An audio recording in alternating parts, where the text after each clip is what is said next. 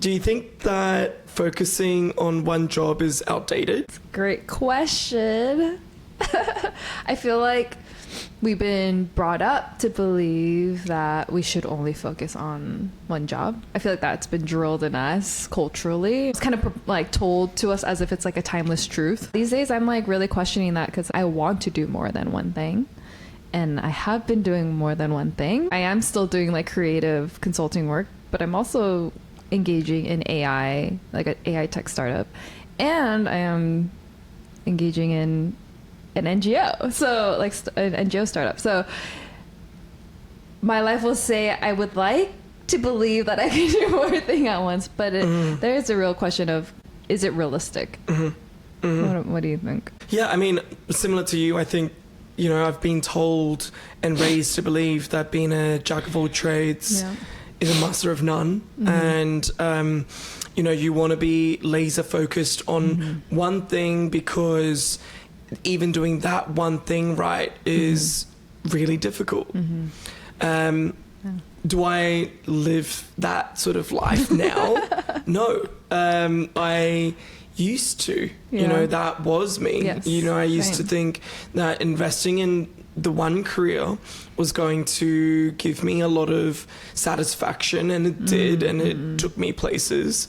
Ultimately, I left because I felt like that wasn't enough, wasn't all that I was set out to do or achieve or pursue. So, and isn't it interesting that we are both doing multiple projects and living a life where, we essentially don't have to be in one place, we can have that nomadic lifestyle.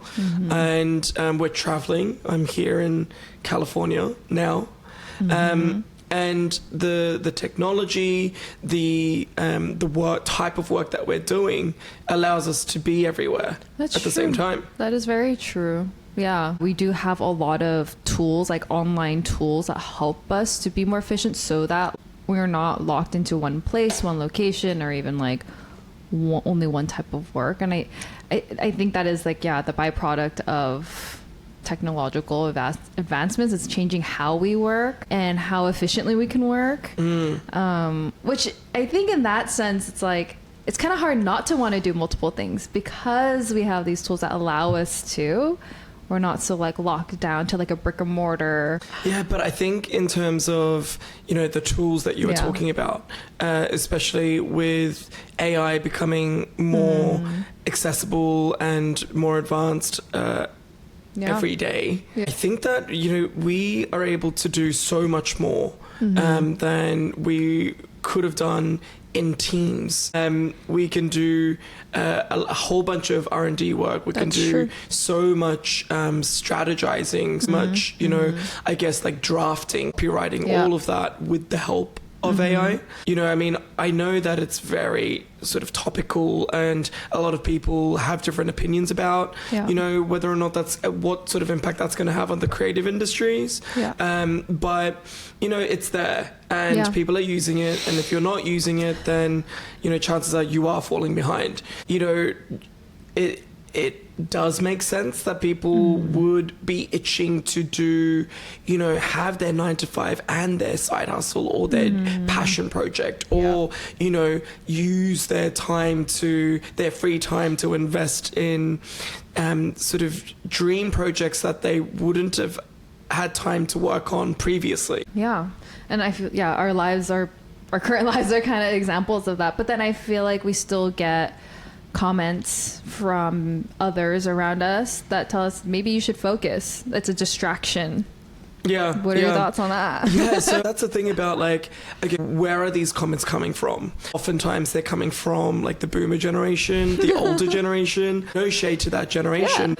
Yeah. It makes sense because for them, they had to focus. They had no option but to focus on the one thing. Yeah. And obviously they had and saw different examples of other people who were invested in multiple businesses, the entrepreneurial types, who never really saw that much success in any of their business pursuits. Yeah. I get that they have cautionary tales, and there are examples around them of people who haven't been so successful.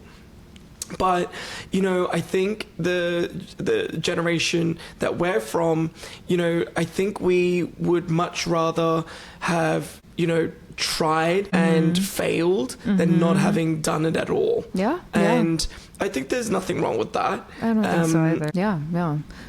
I agree on that front of it's just different generations at play. What worked for them might not necessarily work for us. I do still believe people that do focus on one thing can be very successful. I totally believe that 100%. Of course. But then there's options now, and we're optimizing on these options. And I think that's what's so exhilarating, and like it feels like you have so many options. Like, you know, Gen Z is, you know, very native to social, right?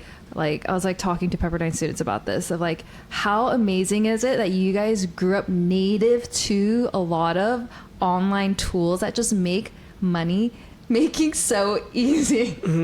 And like if that's the case, why not optimize on that? Why not jump on it and like exploit all these different avenues to throttle your career, your futures? But there are moments, and I will be very candid about this, there are moments where I'm like, I wish I could just focus on one thing though. Because it's like a lot less brain power usage, a lot less context switching, you know, because that is a real thing. Like real stats about like people should only context switch 4 times a day before becoming very overwhelmed and navigating towards, you know, burnout or, you know, overloaded stress. Yeah. So I think there is like some truth to that, but yeah, I don't know. We are in a time where we can, and we should optimize on it if you want to, if that is the desire. Yeah. Yeah. I mean, on that, I think one other sort of cautionary message that I give myself is, well, okay, so once you've started on a project, make sure that you're setting certain milestones and you're seeing it through. Yeah. Don't give up, because you don't want to also be that person who's doing multiple things but not really, you know, taking it to completion or seeing it through, because it could be a distraction. It could be that you're you know, seeking short-term gain and, you know, sort of more immediate gratification, when actually a lot of things take time to build. Yeah. So I'm not saying, okay, so go out and do multiple projects and then see what hits and then give up on the ones that don't work out. I'm saying if you want to do multiple things, you can do it. The tools are there. But it still takes a lot of determination, that perseverance, and the willpower to actually go through the hard yards of doing all the things that it takes to get you there. Yeah, and I would say, like, even on top of that, if you're going about the multiple ventures strategically, it's also like having a through line. Like, even if, say, it seems very like disparate, like the different ventures that you're going through, like for instance, like my example of like creative consulting, AI tech, and then an NGO, it seems very, very random, very all over the place. But like I do have a common through line, which is in each one of them, there's a service theme that goes through of like, how do I serve certain communities within all these different spaces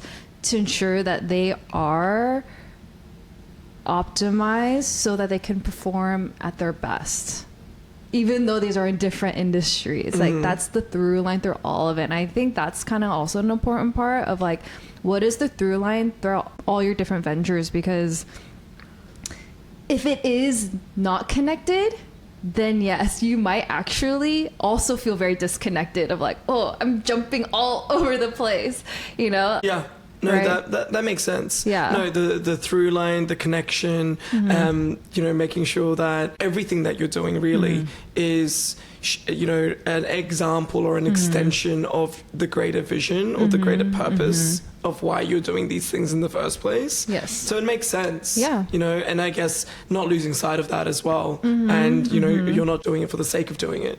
Yeah, exactly. Like, I wonder, like, if it all just ties back to, like, as long as you have, like, a set vision, purpose that you're driving for, like, towards, whatever it means to continue that vision forward, even if it has offshoots, but it's all in that same direction, then I feel like it's not a distraction. If anything, it's just solidifying your purpose. Right. Yeah. Yeah, and the purpose being really that, you know, I've got so many different interests and, you know, creative pursuits. That's sort of the passion, right? But also turning them into businesses. You know, the entrepreneur side of me is all about, okay, how do I turn this really beautiful, amazing experience into a business that where it can be repeated, it can be scaled, it can actually generate income, a livelihood, but all of that be fun at the same time. And, you know, I think a lot of people in this generation are craving that. They don't want to work just so that they can take a paycheck. You know, they want to work so that, you know, it's advancing and progressing their passions and their interests, and they want to have fun whilst doing it. Yeah. Because we saw the older generation work till their bones are breaking, and then we're able to enjoy their lives, and we're like, we don't want that. Right. How do you think social media is affecting or, you know, influencing whether we can have multiple careers? Yes, that is a very good question. Because even right now, if you like go to those content creator like workshops that they sell online, they're all about how to basically monetize your whole lifestyle. Like, they're now going out of, they're saying like niches don't make riches anymore. It's like dominate in multiple categories of your life. So even that type of messaging, that type of, you know, sentiment is feeding this idea of you can make money in so many different avenues, not just one. Yeah. I mean, isn't Kim Kardashian a really good example of that? Oh, yeah. Yeah. She's a personality, but she's got multiple businesses. You know, these days when you go onto influencer like bios, they all have like link trees, and you go in and then they've got like multiple things that they are working on. Yeah. And they're all creating multiple revenue streams. Yes. That's, you know, I guess, you know, maybe some might think that is, I don't know, like really milking it. But it's also smart because they're just leveraging the platform that they've developed to, you know, make money out of it. Yes, exactly. And like, why not? Exactly, why not? Rather than having like a steady 6-figure job, if you have the option and there's technology that allows you to then be a business person also. Sure. And I think, you know, some people might be thinking, oh, like it's not all about money. Yes. But, you know, you're obviously working on a pro bono startup, and that is another great example of how you can use your skills and expertise to not just, you know, generate income for yourself, but also create a meaningful have meaningful impact through utilizing what you know how to do. Thank you for saying that. Because literally, it's admirable. Yes, thank you. Yeah, it's true. It's like I want more capacity to put my energy towards projects that bring life, even if it's not monetary. But then these tools, the tech allows me to do that, and I'm like so insanely grateful and like trying to navigate this. But yeah, exactly that. Of like, it just, tech allows us to have more capacity, which equals more opportunity. And why wouldn't we? I think it'd be kind of weird if we didn't. I love that summary because it's true. And, you know, as someone who, even when I was in my 20s, I wasn't all across the tech. And I resisted it so much, you know, I just didn't like it. I'd like to do everything sort of a little old school analog, right? But the problem with that is, you fall behind. Yes. And unfortunately, I'm not old enough to be able to afford to fall behind on technology, because, obviously we're living till we're over 100 these days. So, I've got a fair ways to go. I need to have my finger on the pulse. And so does everyone probably listening to us, right? So I think what that really means in terms of, how do we sort of navigate the future or like our careers now? We do need to have and save a part of our energy to actually learning these tools and like figuring out, okay, everyone's talking about AI and I feel behind. Well, I don't think, everyone's that ahead even. We just need to start somewhere and start using some tools, like whether it's like ChatGPT or like, there's so many tools out there now, like Gemini and, but with that, once you sort of get your foot in the door, then you're like discovering, oh, wow, I can do this. And then you start implementing that into your sort of day to day. Yeah. Right? Is that how you've approached it? Yeah. Yeah. Or have you just been amazing at tech this entire time? My friends would laugh if you hearing you ask me that. I've always been in tech in terms of career, but I've always been the one to be kind of like very a laggard, aloof. I seem like, how's this girl in tech? She's kind of dumb when it comes to actually like using things. But no, I proactively, like even in art school, they're like, if you want to survive, you have to be on top of tech. Like in this industry, if you want to survive, you have to be subscribed. You have to be reading. You have to be on top of it. You have to be learning. And I was like, oh my God, I don't want to do that. But it is true. You have to. It's true. You have to. Yeah. Even when I was in the legal industry, if you had to be across the tech, and if you weren't, then, you're a dinosaur. Yeah, that's just how history. And what happens to dinosaurs? They go extinct, right?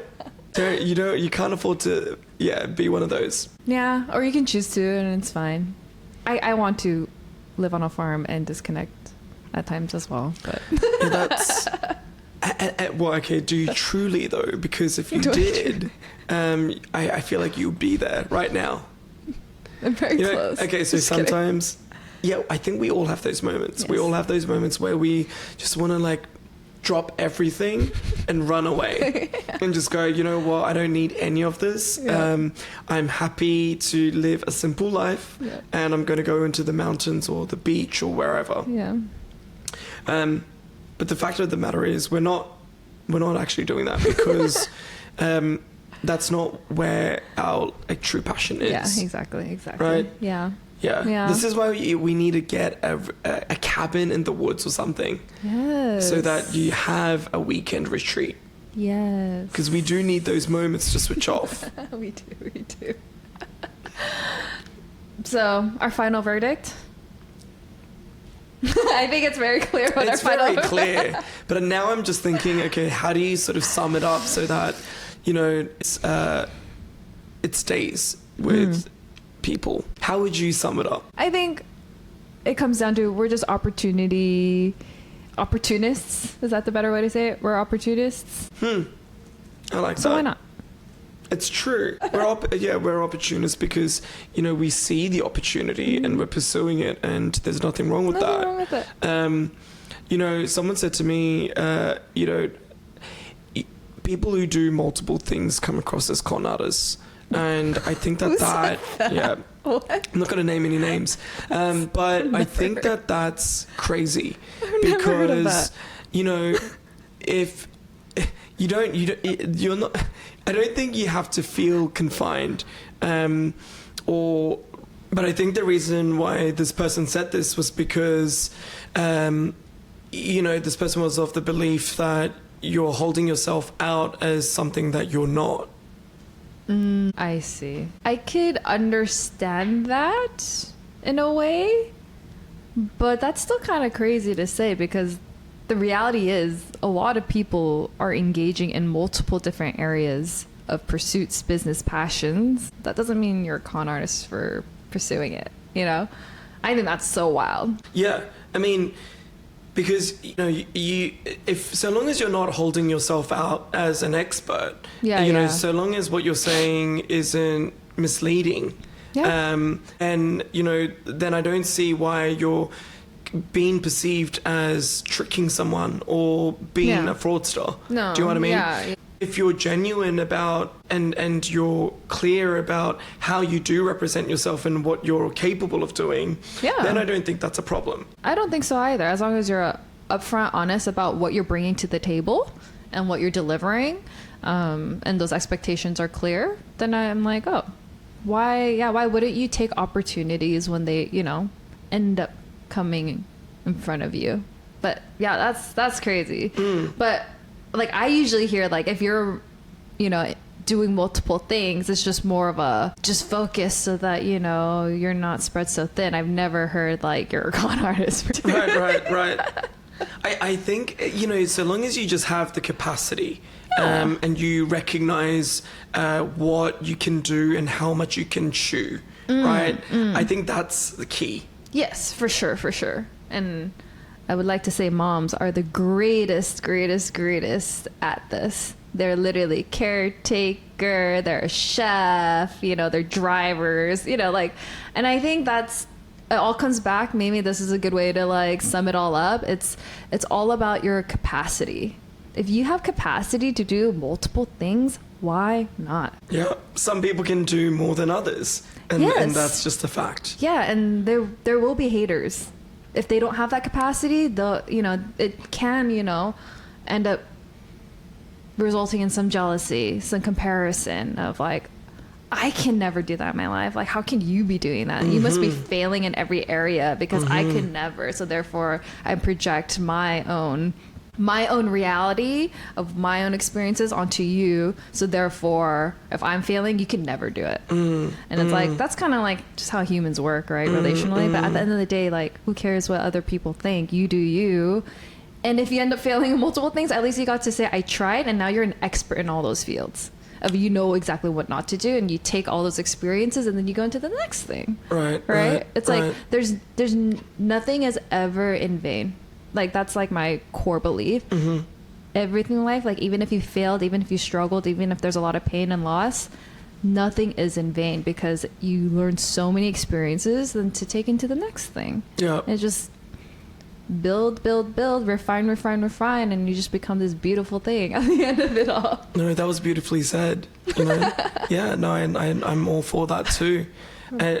Comparison oftentimes really is the killer. Yeah, it is. Of all dreams. Yeah. Of anyone pursuing anything meaningful in their lives. So, I'm glad you just said all of that. Thank you.